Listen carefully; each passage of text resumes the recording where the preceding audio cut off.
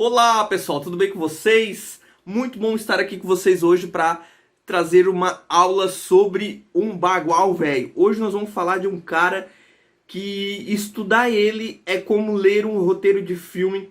Você não acredita no que estava acontecendo. Era um político excepcional. Deu muito certo, tanto é que ele ficou 15 anos no poder.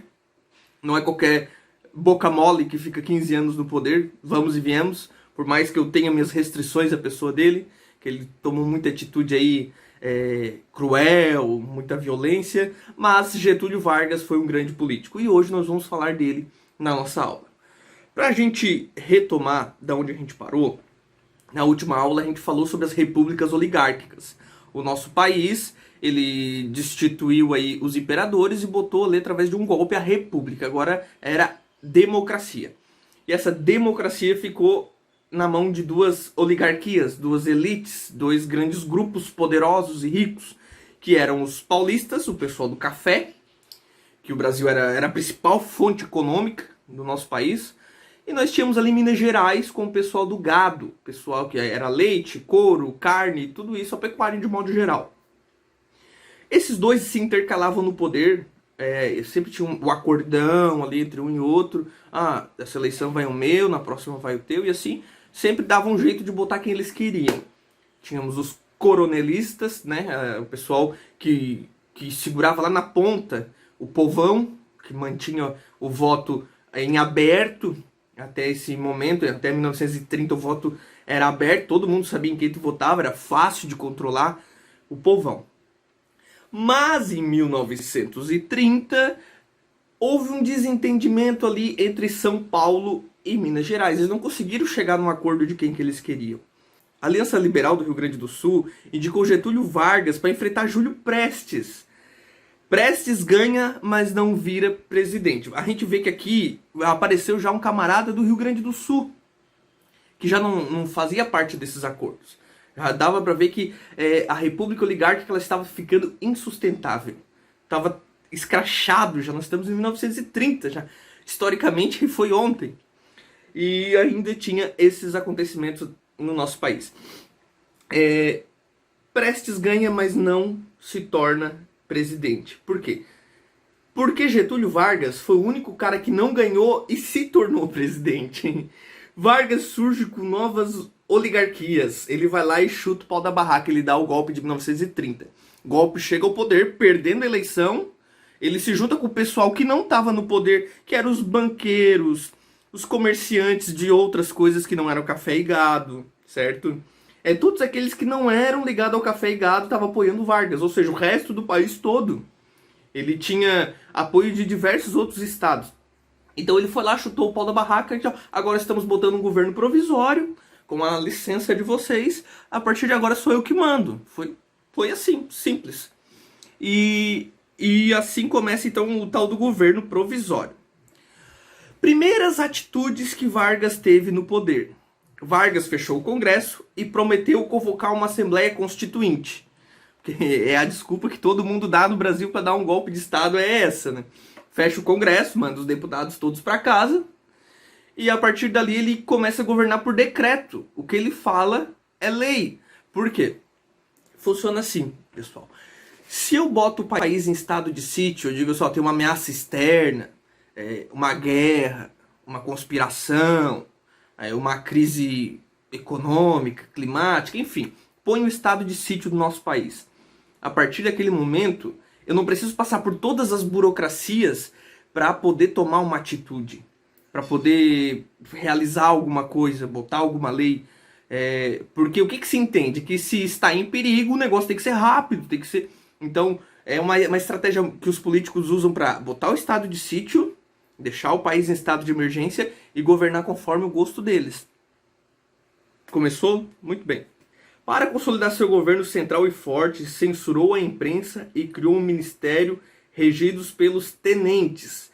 Observe aqui, a partir de agora a gente tira os coronéis, que eram civis, apadrinhados, eram pessoas que ganhavam o seu cargo, não eram um militar. Agora nós temos tenentes, uma patente do exército oficial. Ele põe o exército do lado dele. certo? Então ele tira os coronéis, tira aquele negócio da velha república e começa a dar uma nova estrutura política para o país. Isso para enfrentar as oligarquias onde eram mais fortes, que no caso era no Nordeste e em São Paulo. Que pegava a região de Minas Gerais, enfim, onde a gente tinha aquele voto de cabresto, tinha aquele público fechado, que era o famoso gado, né? Getúlio destituiu os governadores e pôs interventores federais, militares. Esses tenentes, ele botava no lugar do governador do estado e aquele cara representava ele. A gente vai ver aqui que apesar de Getúlio manter o título de federalista, o que é federalista? Federalista é igual nos Estados Unidos. É quando o estado ele pertence ao país, mas ele tem uma independência, ele consegue tomar as atitudes, tomar algumas decisões, ele tem uma certa liberdade, ele é uma federação. O que é a federação? É um conjunto de vários estados independentes que representam uma bandeira. Mas Getúlio não gostava disso. Getúlio flertava com o fascismo. Queira você ou não, goste você ou não, contra fatos, não argumentos. Toda a sociedade histórica concorda que Getúlio Vargas ele tinha seus ideais fascistas. Ele tinha o populismo fascista. E ele pega e defende o Estado forte. Qual é a principal característica do fascismo? É o grande líder, todo mundo obedece ele e ele controla tudo. Então esse negócio de cada estado ser independente aí, isso aí não funciona não. Tira esses governadores. Teve um momento que eles chegaram a queimar a bandeira dos estados e dizer que a única bandeira era a bandeira do Brasil, que todo mundo era brasileiro. Não tem esse negócio aí de cada um tem o seu estado, ou tu é paranaense, tu é Rio Grande do Sul. Não. Todo mundo é brasileiro. Ponto. Isso é um dos grandes traços do fascismo. Certo? Foi proibido falar outra língua que não fosse o português.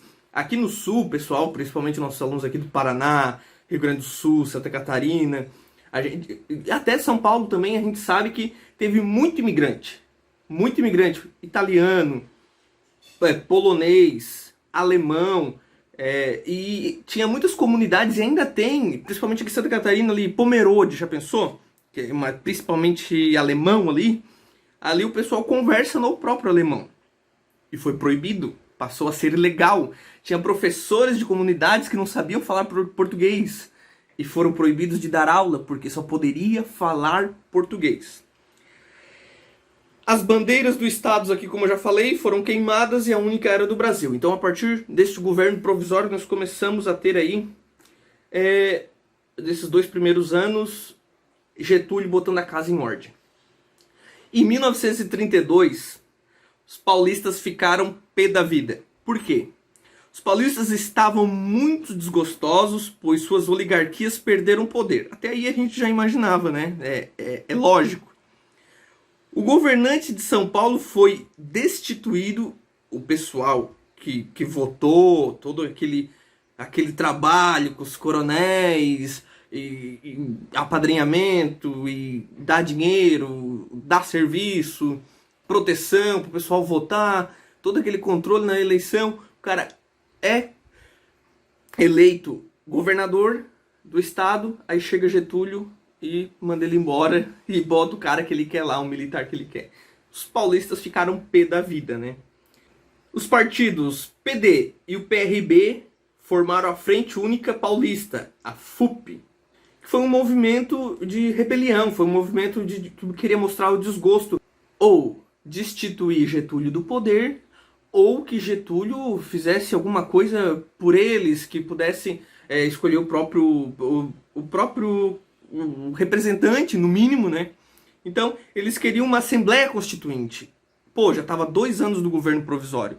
Getúlio dá o golpe de 30, começa a fazer todas essas reformas como presidente, só que ele sempre dizia que era o governo provisório. Então, em 1932, a FUP, que no caso foi a Frente Única Paulista, pô, vamos fazer um movimento armado aqui para ver se esse cara acorda, porque já faz 2 anos, se não fizer nada, porque para Getúlio era bom.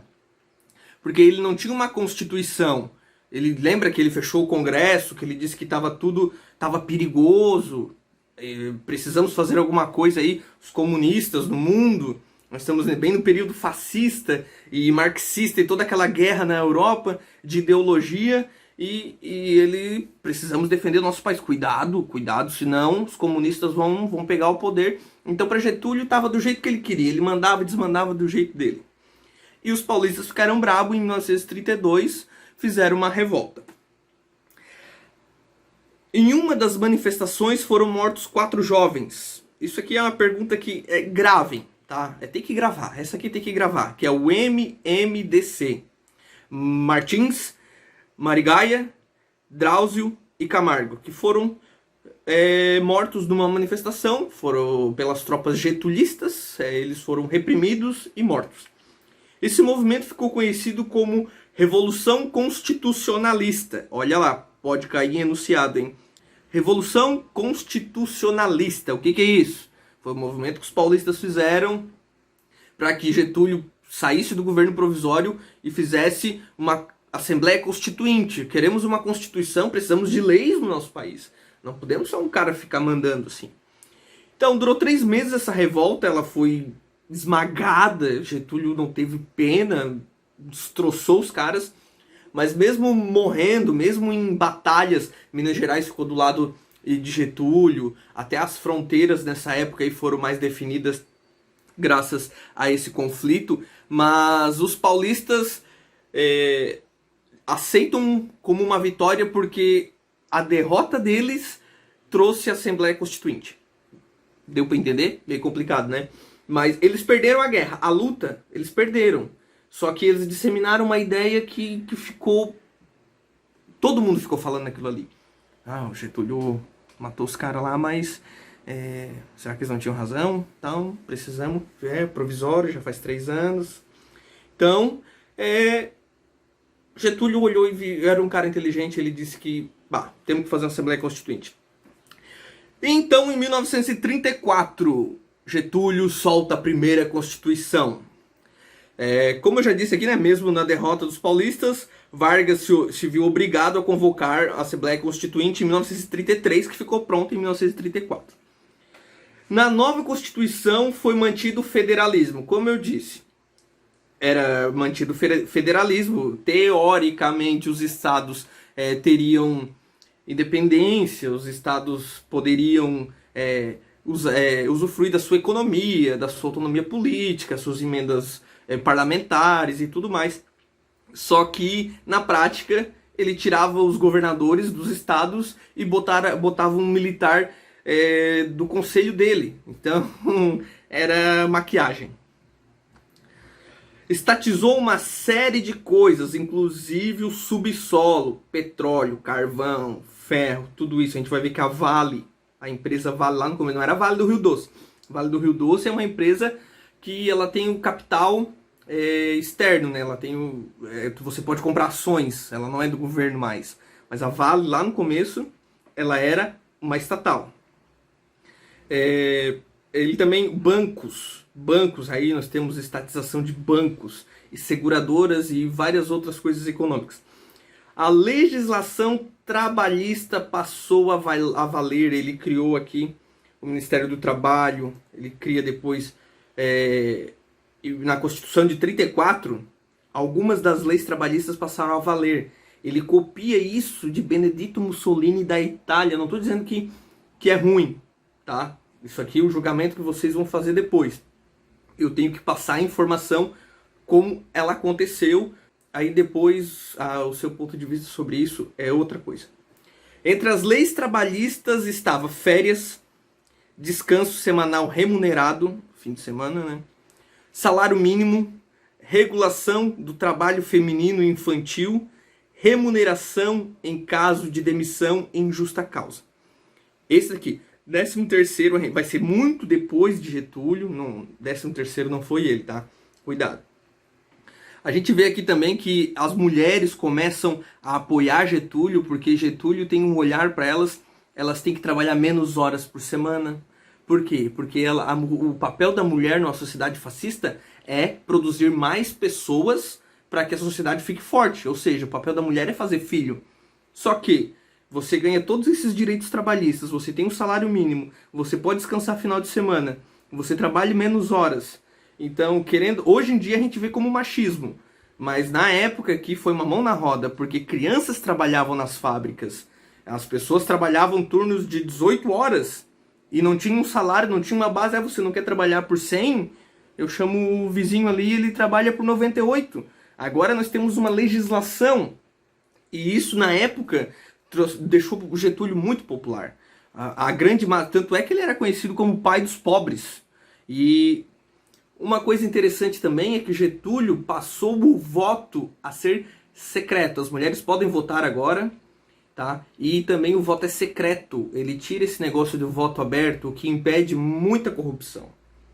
Certo? O serviço militar obrigatório passou a ser obrigatório em 1934, nessa mesma Constituição.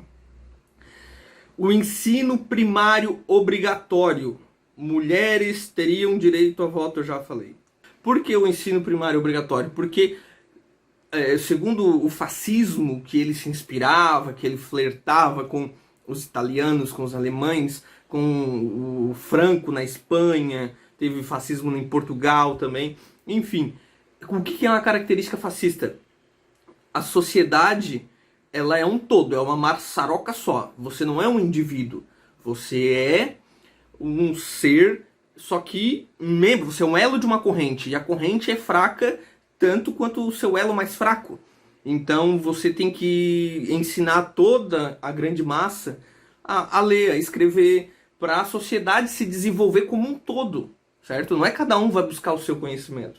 Não, todo mundo tem que ter o mesmo conhecimento, todo mundo tem que ser trabalhista, todo mundo tem que trabalhar para fazer filhos, o padrão de vida é heterossexual, o padrão de vida é o pai de família chegar em casa, a mulher ter feito comida para ele, as crianças estarem lendo, enfim, era o padrão da época. Certo? Em 1934 também, a nova Constituição era explícita ao falar que as eleições seriam diretas, com exceção da primeira, lógico. O que Getúlio fez? Ele chegou em 1930, ele deu o golpe. Beleza, assumiu. 32, os paulistas reivindicaram ali a Constituição. Aí ele pega, elabora a Constituição e em 1934 passa a valer. Ele diz o seguinte: até agora não valeu. Eu não estou me reelegendo. Eu vou me eleger agora. Porque até agora era governo provisório. Eu estava cuidando do país para nós fazer a Constituição. Agora a gente fez a Constituição, agora é que vai começar a valer. Ganhou 4 anos de mandatos assim de boa. Quem é que escolheu o novo líder?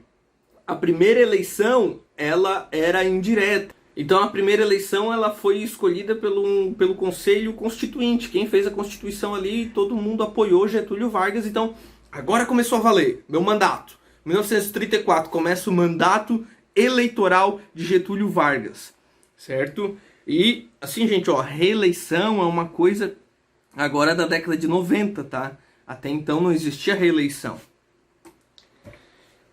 É importante a gente falar Vargas e o café, porque a economia principal era o café nessa época. A gente tinha a estrutura principal, muito da economia era o café. Claro, já estava começando aí erva mate, estava começando seringa, estava começando gado, leite, pecuária, enfim. Mas o cerne, o principal, a maior parte do PIB era o café. Em 1929, um ano antes de Vargas dar aquele golpe, lá no começo, 1930, Vargas dá o golpe. Mas em 29, você lembra o que aconteceu no mundo? Tá ligado? A crise da Bolsa de Nova York, o crack, a quebra da Bolsa. O mundo comprava o café em dólar, a gente vendia para a Europa, a gente vendia para os Estados Unidos, a gente vendia para todo mundo. Então o comércio internacional era em dólar e o dólar quebra. Então o país se vê em apuros, porque a produção continua muito aqui dentro e nós não temos para onde vender. O que acontece quando a gente começa a ter um estoque muito grande e não vende? O que a gente vai fazer para vender? A gente vai baixar o preço. Baixando o preço diminui o lucro. A crise se instalando. Com o intuito de não deixar o preço do café cair no exterior, Getúlio Vargas comprou 14 milhões de saca de café. Sabe o que ele fez? Tu acha que ele fez café para todo mundo? Não. Ele queimou 14 milhões de sacas de café. As Maria Fumaça, eles jogavam dentro das caldeiras e aonde elas passavam ia deixando cheiro de café. Era que pilhas enormes de café sendo queimado. O governo comprou para que no exterior não precisasse baixar o preço. Detalhe, os cafeicultores eram paulistas, os paulistas eram contra o Getúlio. E Getúlio compra isso tudo de café para agradar os caras. Era um político sensacional. Porque automaticamente ele estava se protegendo, se blindando, porque era a economia do país que ele queria governar. Certo? Ele criou também o Ministério do Café. Aí, gente, quando se fala em criar um ministério, até nos dias de hoje, o Bolsonaro criou, se não me engano, 2 ministérios agora. Quando se fala em criar um ministério, não é só pegar uma sala e botar um cara lá com uma mesa. É um prédio inteiro, é uma estrutura em todo o país. Tudo que vai acontecer vai ter que passar por ali. É o que vai coordenar, entendeu? Vai ser a autoridade naquele assunto. Então, ele empregou muita gente aqui nessa questão do café. Certo, pessoal? Durante toda essa jornada de Getúlio Vargas, desde 1930, ali em 32, surgiu alguns movimentos, reflexos dos movimentos internacionais. Pessoal, nós temos lá a Rússia comunista, nós temos Hitler na Alemanha, Mussolini na Itália, nós vamos ter aí Estados Unidos incentivando os seus aliados, e tudo isso acaba respingando aqui no Brasil. Nós vamos falar primeiro da AIB, Ação Integralista Brasileira. Em 1932 surgiu um movimento no Brasil chamado integralista.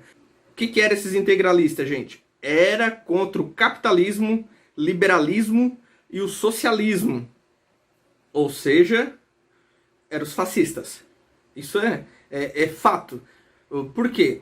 Os fascistas, eles não querem o capitalismo liberal, porque eu posso ir em outro país e ver alguma coisa que eu não goste. Eu posso ver lá que... Eu posso ir em outro país e ver que lá os caras têm liberdade e não pagam tanto imposto. Automaticamente eu vou olhar para o meu país e vou dizer, não, mas é tão ruim fazer comércio no meu país, o meu líder não é tão bom quanto o outro. E, enfim... Eles também contra o liberalismo, o capitalismo, o socialismo, obviamente, né? A gente vê que os líderes integralistas, todos os líderes que são fascistas, que querem um Estado forte, eles são totalmente contra a igualdade das massas, que é, teoricamente, o que o socialismo prega. Então, o líder da Ação Integralista Brasileira, AIB, era Plínio Salgado, que defendia um Estado centralizado e forte. Beleza? Coisa que casava bem com Getúlio, tá? Getúlio pensava muito desta forma. Esse movimento, mesmo sendo próximo de Getúlio, foi dissolvido junto com os outros partidos no fechamento do Congresso. Quando ele fecha o Congresso, bota o país em estado de sítio e tudo mais, tudo isso, esses movimentos que flertavam com ele, que ele tinha uma simpatia, que ele usou muitas vezes a seu favor, ele usou e chegou na hora ele desmanchou. Então, é mais a título de vocês saberem que existiu sim um movimento fascista no Brasil. Em oposição, contrapartida, que Getúlio também usou, a ANL, Ação Nacional Libertadora, bem nome de esquerda, né? Isso aqui não precisa nem explicar muito. Uma união em oposição ao neofascismo. Tendo como figura principal Luiz Carlos Prestes, esposo de Olga Bernardes Prestes. Já ouviu falar? Já viu o filme? Tem livro, né? A Olga Bernardes Prestes era alemoa. Aqui a gente chama de alemoa, né? E ela era comunista. Ela trouxe lá da Rússia o Prestes, que ele foi treinado, ele tinha como missão fazer a revolução que teve na Rússia, lá comunista, ele tinha que fazer aqui. Até muito tempo depois ele falou que, não sei se naquela época a gente conseguiria fazer isso, não sei se Getúlio precisava se preocupar tanto com a gente, mas a ideia dos caras era uma revolução armada. Então, Vargas, quando se tratava de dividir o poder, ele não dividia muita coisa mesmo.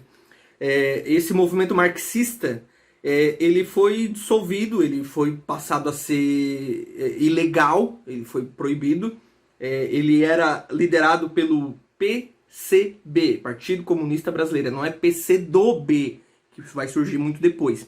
Aqui no começo é PCB, Partido Comunista Brasileiro, certo? Ao ganhar força pelo Brasil todo e atingindo várias classes sociais, o governo se preocupou e acabou deixando ilegal, como eu acabei de falar agora. Olga Bernardes Prestes, como ela era alemã, ela foi mandada para a Alemanha, ela tinha descendência judia, ela foi enviada grávida para um campo de extermínio. Imagina, os comunistas já eram enforcados pelos nazistas, né? Tem fotos de meninas de 12 anos que são comunistas, que não quiseram entregar os colegas e foram enforcadas. Tem foto, tem vídeo. Enfim. Olga vai para um campo de concentração e morre numa câmara de gás. Getúlio mandou para lá. Getúlio, ele era o tipo de líder que ele conversava com Hitler de manhã e conversava com o presidente dos Estados Unidos de tarde. Ele conversava com todo mundo. Ele tentava jogar para todo mundo, para ter amizade com todos. Então o tempo foi passando, depois de 1934, quando teve essa Constituição aí. Agora, tecnicamente, Getúlio está no governo que ele foi eleito pelo Senado, né? Ele foi escolhido como líder agora, o primeiro, né? 4 anos de mandato. E nesse clima começou a se organizar as campanhas de 38. Foi passando 4 aninhos, passam rápido, gente. E todo mundo tava pensando, quem é que vai suceder Getúlio Vargas? Quem vai ser o próximo presidente? Que agora é nós que vamos votar. O pessoal já... Gente, agora o voto é secreto, a gente pode votar em quem a gente quiser. Todo mundo se iludindo, né? 2 candidatos de peso disputariam essa eleição, certo? Armando de Sales Oliveira e José Américo de Almeida. Getúlio não gostava de nenhum dos dois. E não queria que nenhum dos dois chegasse ao poder. Então, nós vamos começar a falar agora do Plano Cohen. Getúlio articulou com alguns militares um golpe, outro golpe, com a alegação anticomunista. É aquele...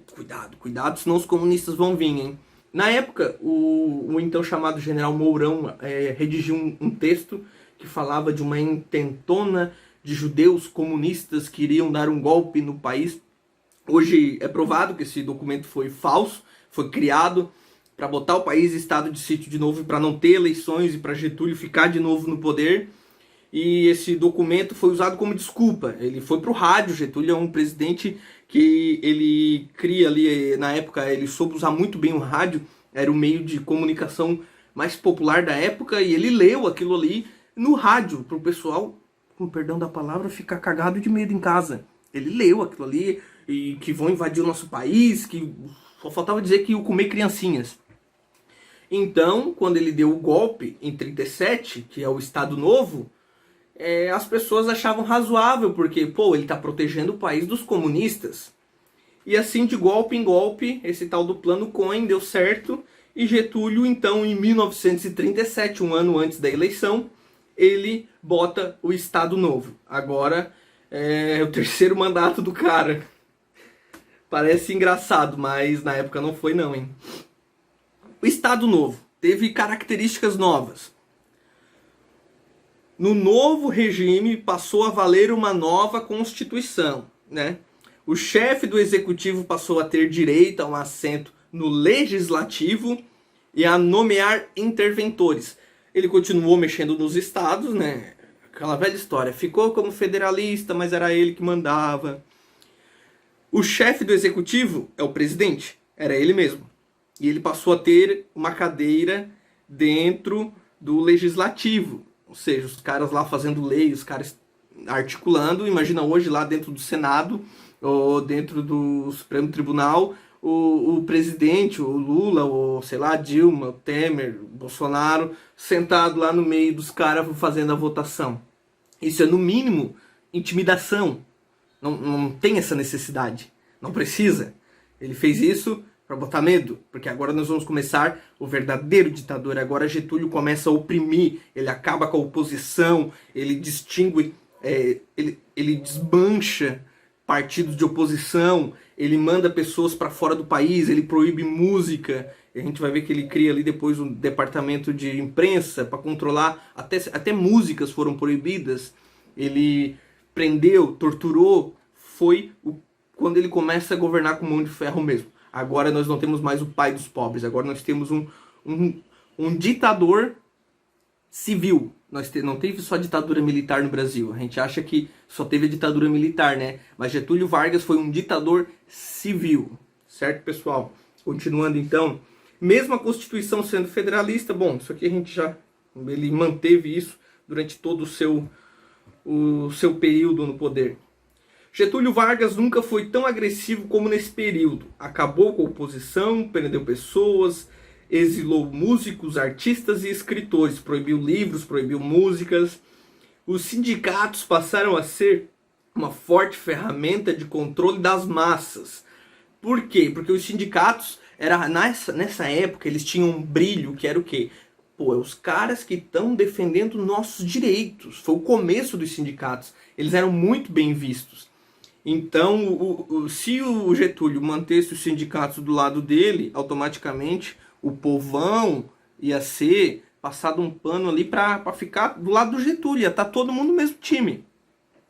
E ele fez o seguinte, se tinha 3 sindicatos numa cidade de uma categoria, ele mandava desmanchar 2 e deixava um só, que era o representante do governo. Ah, Getúlio era o cara, hein?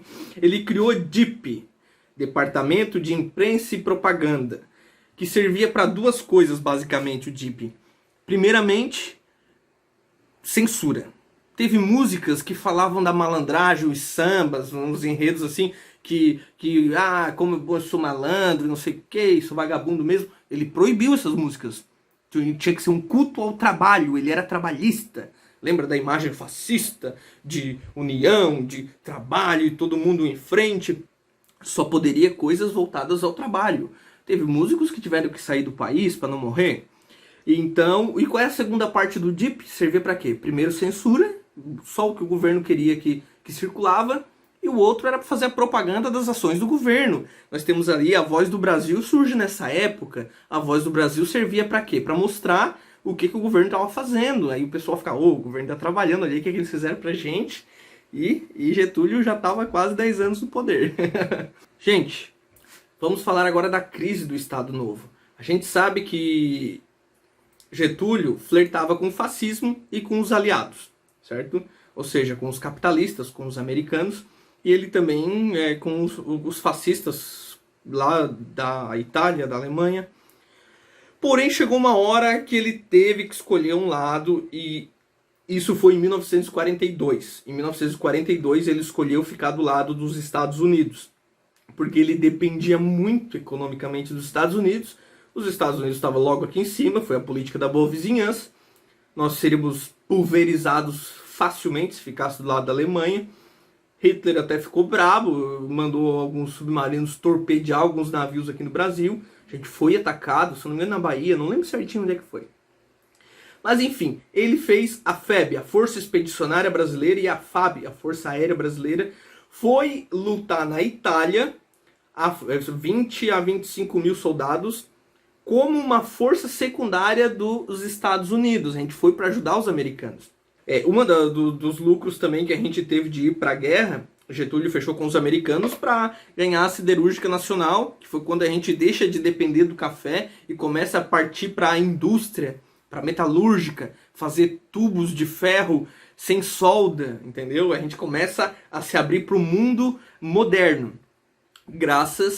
Foi como um presente dos Estados Unidos por a gente ir lutar do lado deles na guerra. Até agora eu queria que vocês vissem aí na tela, eu botei umas fotos dos brasileiros, os famosos pracinhas. O símbolo deles era a cobra fumando cachimbo. Por quê? Eles diziam que era mais fácil a cobra fumar do que o Brasil ir pra guerra. E o Brasil foi pra guerra, então a cobra fumou.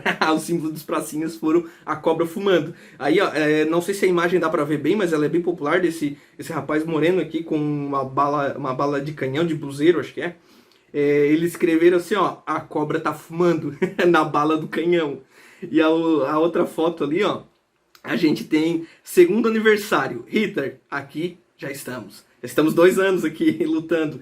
Os brasileiros fizeram algumas conquistas muito boas, conquistaram, né, alguns montes na Itália, e dizem que o brasileiro ele tinha uma técnica que chamava muita atenção dos americanos e dos outros aliados, que era o seguinte: os americanos, eles iam andando em linha reta, bala comendo, pau comendo, e um avançando e gente caindo e tal. Eles iam avançando, avançando. O Brasil não, o Brasil ele tinha uma técnica que poupava mais homens. Eles estavam indo. A hora que o inimigo começava a atirar, corria gente pra tudo quanto era lado. Isso, nossa, como é que a gente não pensou nisso? Espalhar pra não ser morto. Os brasileiros eram muito avançados. Tem um relato também dos pracinhas que numa noite fria, em um monte na Itália, nevava. E os brasileiros fizeram o quê? Fizeram uma fogueira para se esquentar num campo de batalha. Aí os alemães olharam, não. Aí os italianos olharam, não, isso não é verdade, gente. Isso aí é uma armadilha, a gente não vai atacar, não. E não atacaram. Os brasileiros estavam ali se aquecendo e os outros inimigos achavam que era uma armadilha. Enfim, do jeito brasileiro, mas lutamos sim. Matamos bastantes inimigos, conquistamos, cumprimos o nosso papel. Tive o prazer de conhecer um soldado que lutou. Ele morava aqui em Laguna, bem velhinho, já bem idoso. E eu tive a honra de conhecer um pracinha, o pessoal que foi lá lutar pela democracia contra o fascismo. Só que aí a gente entra na crise do Estado Novo. Viu o que eu acabei de falar? Eles foram lá lutar em favor da democracia. Eles foram lutar contra o fascismo, eles foram lutar contra ditadores, eles foram lutar a favor do capitalismo. Só que quando eles voltaram, eles perceberam que eles já estavam 13 anos sendo governados por um ditador fascista. Getúlio tinha as características fascistas, era só ele que mandava, era o que ele fazia, era o que ele queria. Ele era mais parecido com Mussolini do que com o presidente dos Estados Unidos. Então aí começa-se uma percepção oposta a Getúlio Vargas. Em 1945, a guerra acaba e é a hora da redemocratização. A gente percebe que Getúlio não tem mais como se sustentar no poder com essas alegaçõezinhas, com esses golpezinhos aí. Então Getúlio cria alguns partidos, dá anistia a pessoas antes condenadas, esses músicos que falavam de vagabundagem e tal. Vendo as articulações políticas, a oposição ficou com medo de Getúlio dar um novo golpe, com o apoio das massas, porque o povão gostava dele. Os artistas estavam ficando do lado dele, porque agora ele estava começando a dar anistia, dizendo que o pessoal podia voltar para o país, dar perdão. Então, em outubro de 1945, um grupo de militares e políticos civis dão um golpe em Getúlio, dando fim em 15 anos de poder. Aqui a gente encerra a vida política de Getúlio. Falaremos dele mais na frente, mas espero que vocês tenham entendido bem essa linha que eu criei para falar dos acontecimentos e das principais mudanças políticas no Brasil e que isso acarretou na nossa formação, isso acarretou na nossa estrutura econômica, isso acarretou na nossa estrutura ideológica, do ensino, da propaganda, da política, enfim. Tudo que a gente tem hoje basicamente começou com Getúlio Vargas. Certo, pessoal? Não deixe de fazer pergunta no grupo de alunos.